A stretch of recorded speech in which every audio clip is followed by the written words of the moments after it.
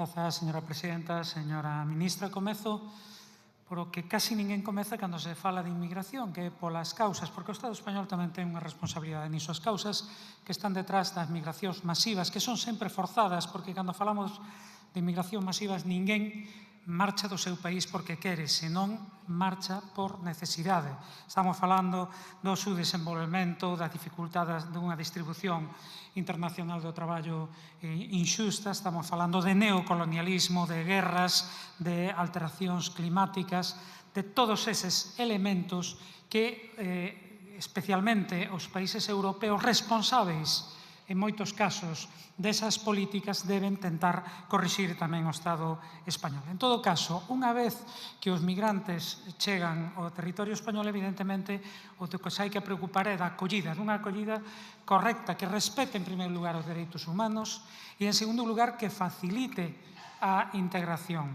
E para iso precisanse políticas integrais e precisanse máis medios humanos e medios económicos. E achamos que iso é precisamente o que lle está faltando ao goberno español. Para poder desenvolver tamén políticas e xestión de proximidade, non é Galiza precisamente o territorio que teña máis presión en absoluto, mas temos algúns exemplos de como, por exemplo, concentrar a acollida en poucos centros grandes pode dificultar precisamente ese labor de seguimento, ese labor de integración en todos os ámbitos, non só no ámbito laboral, que é fundamental, tamén no ámbito social, no ámbito cultural, no ámbito lingüístico, para favorecer esas políticas e para combater, ademais, ao mesmo tempo, o discurso de odio que tan fáciles son, que prenden rapidamente a mecha, pero que despois son moi difíciles de apagar. E, efectivamente, na Galiza acabamos de ter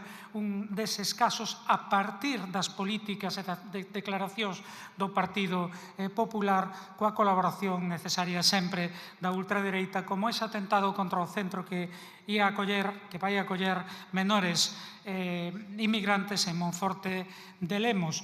Non nos cabe dúbida de quen é ou quen son os autores intelectuais. Por si houvese algunha, onte a ultradereita paseouse por Monforte para protestar, aínda encima, por ese centro de inmigrantes. Pero enfrente encontrou xa o domingo e onte mesmo a firmeza e a solidariedade do pobo galego que se manifestou para rexeitar eses discursos de odio e esas políticas xenófobas.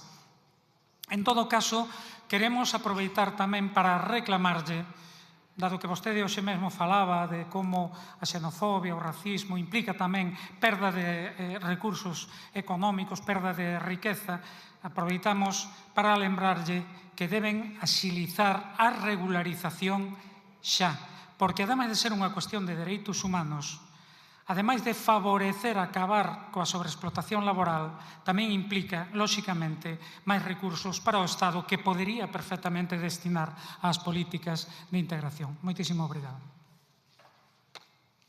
Muchas gracias, señor Rego. Tiene ahora la palabra la señora Valido García.